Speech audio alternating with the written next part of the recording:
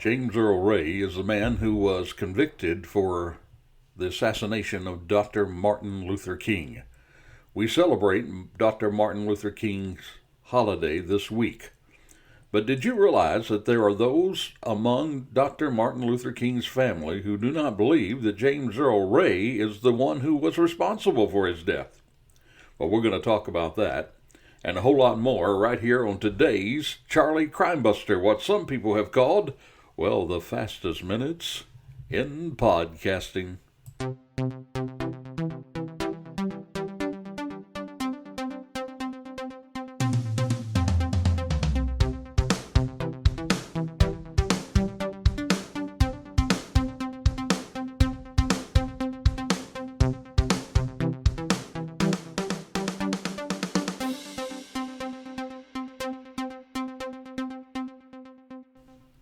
Well, hello and welcome to the Charlie Crimebuster Crime Talk. We're delighted to have you with us today. If you're a new listener, we especially say welcome to the podcast. You can find us on just about all of the podcast platforms out there. If you have not yet subscribed, please hit that button and do so. That way you can hear our current podcast week by week. And for those wonderful listeners we have from the East Coast to the West Coast, again, thank you for being a part of what is happening. Going over to charliecrimebuster.com, you can get caught up on some of the past episodes there for you. And also, we're going to be introducing in Fantastic February, we're calling it Fantastic February, because during that month, we're going to launch our Peacemaker Network. We're excited about that. You can take a quick look at that network right now. Just go to peacemakernetwork.com. We're still constructing it, but we'd appreciate your comments. Any suggestions you might have would be helpful as well. But today, we're going to be talking about who really shot and killed Dr. Martin Luther King. This is the week that we honor Dr. Martin Luther King with Dr. Martin Luther King Day on Monday. Well, Dr. Martin Luther King, Jr., he was assassinated in Memphis, Tennessee on April the 4th, 1968. It was indeed an event. Well, it sent shockwaves all around the world. Dr. Martin Luther King was a Baptist minister, and he was founder of the Southern Christian Leadership Conference, SCLC. Now, Dr. King had led the civil rights movement since the mid-1950s, and he would use a combination of impassioned speeches and actually nonviolent protests. He would use both of those to fight segregation and to hopefully achieve civil rights advances for African Americans.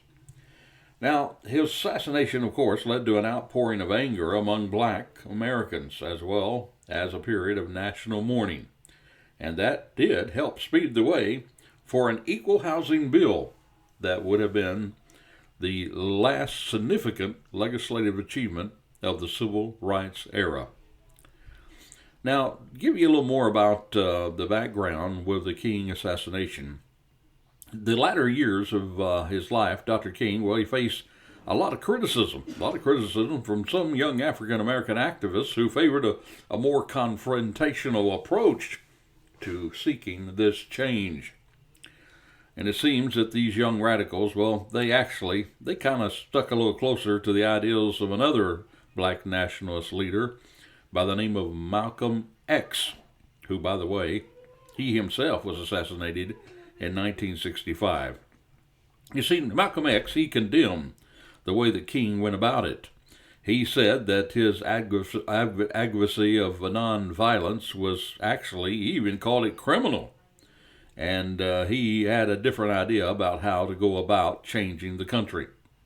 So as a result of this opposition, King seemed to want to widen his appeal beyond race. He would speak out publicly against the Vietnam War, and he actually helped to form a coalition of poor Americans, black and white alike, and they would address such issues as poverty and unemployment and other things. So it was in the spring of 1968. There, while preparing for a planned march up to Washington, they were going up there to lobby Congress on the behalf of the poor. Well, King and other members actually, were called to Memphis, Tennessee. And they were going there because there was a sanitation workers' strike. And it was indeed on the night of April the 3rd. April the 3rd, when King gave a speech at the Mason Temple Church there in Memphis. Now, in his speech, interesting enough, it seemed like King almost had an idea of what was going to happen, because he struck a particularly reflective note. And these are some of the words that he said during that speech. Quote, "I've seen the promised land. I may not get there with you, but I want you to know tonight that we, as a people, will get to the promised land. And I'm happy tonight. I'm not worried about anything. I'm not fearing any man. Mine eyes have seen the glory of the coming of the Lord." Well, King probably knew that there was that possibility. He had already actually survived another assassination attempt. That was in the shoe section of Harlem department store. That was back on September the 20th, 1958.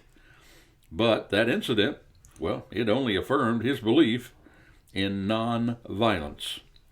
So, at 6:05 p.m., the following day after that speech, King was standing on the second-floor balcony of the Lorraine Motel there in Memphis.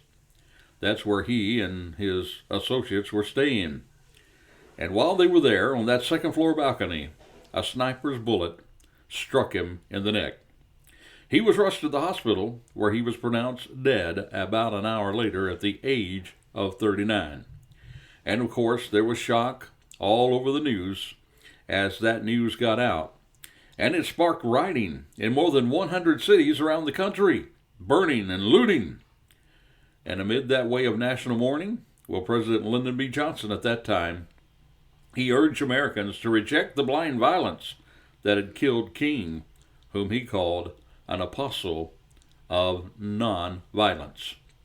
Now, President Johnson also followed that up. He called on Congress to pass the civil rights legislation. He actually entered the House of Representatives for debate. He called it a fitting legacy to King and his life's work. And on April 11th, Johnson signed the Fair Housing Act. Now, this was a major piece of civil rights legislation that prohibited discrimination concerning the sale, rental, and financing of housing based on race, religion, or origin, or sex. It is considered a very important follow-up to that famously Civil Rights Act of 1964. Well, there you have it, kind of the background of what's happening. We're going to talk about that assassination and the conspiracy that follows, and why Martin Luther King, his own family, why they do not believe that James Earl Ray was the responsible person. We're going to tell you that and a whole lot more in just a minute. Well, right now, it is time for us to share with you what we call our Courageous Citizen of the Week story. Our courageous story this week happens to involve a bus driver. That's right, a bus driver. Now, my friend, being a bus driver, you can imagine it could be a thankless job. Well, people do expect them to work all the hours of the night when driving their routes, and sometimes that can be dangerous, and they do have to deal, many times, with unruly people. Well, this story involves an Ottawa transport bus driver by the name of Dan Stoddard. He was driving his regular Wednesday night shift. It was around, I guess, about 1 o'clock in the morning. Well, he stopped his bus, and there was a woman sitting there at the bus station. But she refused to get on. He went on to say that she waved me off. But I hesitated to leave because it was 1 a.m., and it seemed unlikely that she was just there hanging out. Well, Stoddard, he kept the bus stopped as he talked to the woman to make sure she was okay. Well, eventually she asked him to call the police, as she had just been assaulted and had run away. Well, in response to this quick-thinking driver, he asked her to get on the bus, said he would handle the rest. And when she was on the bus, well, Stoddard then asked the other passengers to move to the back, and he comforted her until the police arrived. Now, there was a photo of the driver. He was talking to the victim at the front of the bus. It was posted on Facebook by a passenger, and it went viral. And the story resonated with people everywhere, as it showed, indeed, humanity in an unexpected profession. Well, bus drivers, they do have a pretty thankless job, and people very rarely give them credit that they deserve. So, my friend, I want you to know our Courageous Citizen of the Week. Our Courageous Citizen of the Week is this bus driver, and it is a lesson to all of us. You see, the bus driver, he could have just kept driving his route. He was on the clock. It wasn't his job to insist people to get on the bus so they declined. But this guy, he knew. He knew that something wasn't right. He followed his gut. And it turned out that the woman was in need of help after being assaulted.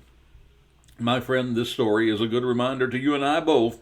Hey, my friend, if you see something, say something. Maybe more importantly, if you see something, not only say something, but do something.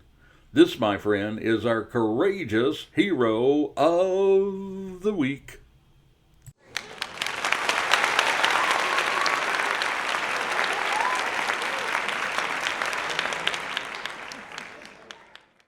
Now, our focus of today's story is who really did assassinate Dr. Martin Luther King. We just mentioned that in April he had been shot while on the balcony there in Memphis, Tennessee. It was on June the 8th that authorities, they did make an arrest. They arrested the subject in the King's murder, the suspect. He was a small-time criminal by the name of James Earl Ray. They actually arrested him in London, there at the airport. You see, witnesses had seen him running from a boarding house near the Rhine Motel, and he was carrying a bundle. Prosecutors said he fired the fatal bullet from a bathroom there in that building. And you know what else? They did find Ray's fingerprints, was there on the rifle that was used to kill King. And also there was a scope and a pair of binoculars, and all three of those had his fingerprints on them. Now, on March the 10th, 1969, Ray then pleaded guilty. He pleaded guilty to King's murder. He was sentenced to 99 years in prison. Now, interesting enough, there was no testimony that was really heard in his trial. But however, shortly afterwards, Ray, he recanted his confession. He claimed he was a victim of a conspiracy. Now, there, of course, were investigations, the House Select Committee on Assassinations. They were also the ones who investigated the assassination of JFK. They did maintain that it was Ray's shot that killed King. But Ray later, he found that there was somebody that kind of unlikely, that most people would not think, that was in his court. You know who that was? It was actually members of King's own family, including his son Dexter.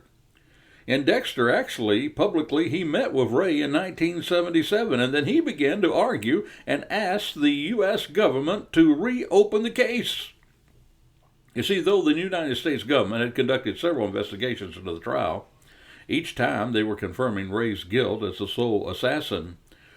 Controversy, my friend, even to this day, it still surrounds this assassination. And not only was his son Dexter speaking out about this and wanting to see more investigation, but somebody else that you may not expect was a part of it. And we're going to tell you a little more about that in just a moment. But right now, we usually take time to share with you what we call a crazy crook story.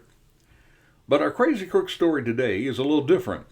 I not only call it a crazy crook story, I find it an outrageous story.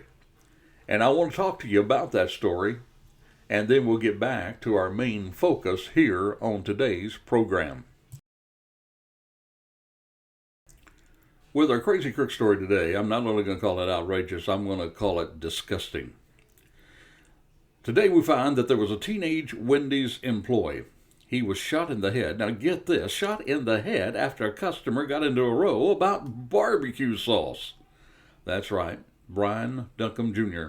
He wasn't even involved in the dispute when he was blasted. You see, this 16-year-old, he was shot after a customer allegedly opened fire into the drive-through window of the Arizona fast food joint. And then that man who shot jumped into a passenger side of a car that sped off. That's according to police. Now they've arrested the alleged gunman, a guy by the name of Polk, Theodus Polk, 27 years of age, and they've charged him with aggravated assault. Now, Durham Jr., he's alive just after hours of long emergency surgery. That's what his dad, Brian Durham, told the KSAZ-TV. He told the news outlet that the bullet grazed the boy's head. Luckily, it missed his brain at the Phoenix store. My son just stayed quiet, had all the guys' change in his hand. That's what Durham said. He stayed quiet while the other two was in confrontation. He went on to say, it's very nerve-wracking to hear that your son just got shot because you don't know what. Is it a leg shot? Is he dead? A lot of things races through your mind. He went on to tell the news, HRKPNX, that his son was standing at the register between the alleged gunman and his intended target, who had told the suspect, get this, he just told the suspect he had to pay for the extra barbecue sauce. So the dude on the outside tells him, no, you have to pay for it. So it started getting louder. That's what Durham Sr. said. Well, then the suspect, he got up out of his car, walked up the window, and shot. Just shot. Didn't care about life. And Durham Sr. also described it's a miracle that his son was still alive. He went on to say, my son ain't supposed to be standing. If he would have switched 2 seconds to the left, maybe one, he would have been gone. And now, of course, they're looking at his recovery, which is a little murky at this moment. He went on to say the bullet fragments hit his brain. They don't know how much it's going to affect his speech. He says they give him commands. He moves his fingers and toes, but he can't talk. And he got into this job at Wendy's, to help his mom out, to help his mom pay bills while being a full-time student. And the family, they've asked for help with medical bills. They did create a GoFundMe account. If you want to help out, go to GoFundMe and try to look up this terrible, terrible situation, this crime. Folks, I don't know about you, but I've just had enough of this. It's just terrible, terrible that people can shoot people at the drop of a hat. That we have people that are actually shooting people in fast food restaurants. And this isn't just this occasion. All throughout this past year, I began to save them, but they became too many to save. There were just so many of these situations where people get mad because they did not get their fries, or their fries weren't to what they thought they ought to be, or something like this. But people who are just shooting people because their orders are not right. Well, we all know that we're in a situation now where there's a lot of shortage of workers, so we need to be a little more patient when we're waiting on our orders. And at the same time, we need never to use a weapon, to try to settle some dispute like this. And so I know what some of you are thinking. You say, well, what's the answer out there? What's the answer to this needless shooting of other people? Well, let's just go take the guns away from everybody. Well, they say that to every complex situation, there's a simple answer. And often, it's the wrong one. And my friend, it is the wrong one there. Why would you penalize good, God-fearing people who obey the law and who only want to protect themselves and their family because of the terrible, terrible actions of other people? No, my friend, I'll tell you, there is an answer to it. We need to get tough. This country needs to get tough about crime. This country needs to get tougher on the laws that regulates when people use a weapon senselessly and needlessly in order to settle a dispute rather than to protect their life. We need to throw the book at these people. I don't care what age they are. If they're 16 or 60, if you use a weapon to commit a crime, you ought to do the time. You ought to pay for it, my friend. And too often we let these people get out with just a slap on the wrist. We're never going to turn the tide that way. Until this country gets tough on crime, we're going to continue to see this kind of violence in our streets. The answer is not taking the guns away from good people who want to protect themselves from the ton of guns that are already out there. The answer, my friend, is to get tough on those who use a weapon to commit a crime. Well, that's my rant for the day. Let's go back now to the focus of our main story. We're talking about the assassination of Dr. Martin Luther King. Now, I've already mentioned to you that Dr. Martin Luther King's son has already met with Ray, and he wants more answers. There's another person, King's widow, Coretta Scott King. You see, just weeks after her husband's death, she continued to campaign to aid the striking Memphis sanitation workers, and she went on to carry on his mission of social change through nonviolent means. But she also said, America will never have the benefit of Mr. Ray's trial, which would have produced new revelations about the assassinations, as well as to establish facts concerning Mr. Ray's innocence. Now that came from Martin Luther King's own widow. You see, through black and white, people alike have mourned King's passing. and that killing in some ways served to widen the rift between black and white Americans. Many black people, saw King's assassination as a rejection of their pursuit of equality. His murder, like the killing of Malcolm X in 1965, it actually radicalized many moderate African activists. And that's where we get the Black Power movement and the Black Panther Party. You see, King has remained the most widely known American African leader in his era, and he is the most public face of civil rights movement. And that eloquent voice of his, the way he could use words, well, my friend, it is something that we all can admire, and it's something that we all should honor, and we do this week. That's why there's a national holiday to his honor. It began almost immediately after his death. And you know, my friend, the critics, they point to the fact that the FBI had surveillance, and it flies, suggesting that King was really, maybe there's some more to this than just one lone man with a gun. So we're going to talk about that conspiracy and let you know why there are certain people who think that maybe James Earl Ray is not the lone gunman that the investigations have so far revealed. And I'm going to give you my take on it in just a moment as we continue to talk about the assassination of Dr. Martin Luther King. Now let's talk a little bit about James Earl Ray. He was a white supporter of George Wallace. He was also a career criminal who had been convicted for at least 4 separate times for robbing a cafe, a taxi, and a post office, along with a grocery store. You see, a year before, he had actually escaped from Missouri State Penitentiary. He was there serving a 20-year sentence. He was on the run at the very time that King was shot. There was an international manhunt, and that did lead to his capture in June 1968, as we said, there at the airport in London. There he was caught carrying 2 fake Canadian passports. And again, he did confess to that crime. He did receive the 99-year sentence, although he did briefly escape in 1977. But also, within a few days of his confessing, Ray, of course, then began to claim his innocence. He argued that he had been set up by a man that he knew only as Raoul.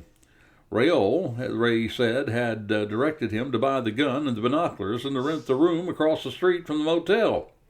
Ray actually said he wasn't even in the room when King was shot. But he was unable to consistently explain where he'd been, or he was also unable to keep important details in his story straight. Now, over the several decades, federal investigators, they have routinely concluded that this name, by the name of Raw, that he really doesn't exist. Now, this doesn't mean that Ray couldn't have received assistance. You see, a lot of us have trouble believing that Ray had arranged his international escape all by himself. Remember, he was just a 2-bit criminal. He already had a track record of getting caught for minor crimes. And when authorities caught him in London, he had been planning to travel to Rhodesia. This was, of course, a former African state ruled by a white minority. And so, my friend, how did he do that? How did he have the money to do that? How did he have the means to do that? But, my friend, even if Ray had help, the evidence, it does strongly point to him pulling the trigger. Again, Ray's fingerprints were the only ones found on the gun. There were no witnesses who had seen him with anybody other than himself during those 9 months that they supposedly knew each other, him and Raoul. You see, and then even Ray's description of this man, this invisible man, it gets all over the place. Now, it's not really clear when Coretta Scott King, the widow of King, began to believe in Ray's innocence. But almost it was immediately after her husband's assassination. She, of course, which is reasonable to realize, that she suspected the FBI. The FBI, which investigated the murder. She thought they were involved in it. She says this, quote, "There is an abundant evidence of major high-level conspiracy in the assassination of my husband." She said this at a press conference in 1999. It was a theory that she had maintained until her death in 2006. This is all according to the King Center. And so far, that theory has never been proven. But when you think about it, the way the Bureau had treated her and her family, her suspicion of the FBI, its conclusions about her husband's killer, Well, it did come from a very reasonable place. You see, during the 1950s and 60s, well, the FBI, they not only set up surveillance on him, but they harassed King and his family and associates. The Bureau had wiretapped his phone, monitored his movements, took advantage in those times when he seemed particularly upset or depressed. In fact, in one instance, the FBI sent him a tape, and it contained an audio of him having an affair, allegedly. Well, with that tape, now get this, came a letter from the FBI, and here's what they said. They threatened King with public exposure, now get this, if he didn't kill himself. And the FBI claimed that the sender had evidence of other affairs. Well, one of the historians says they may not have been involved in the murder, but I wish people really knew the shameful things that they did, referring to the FBI.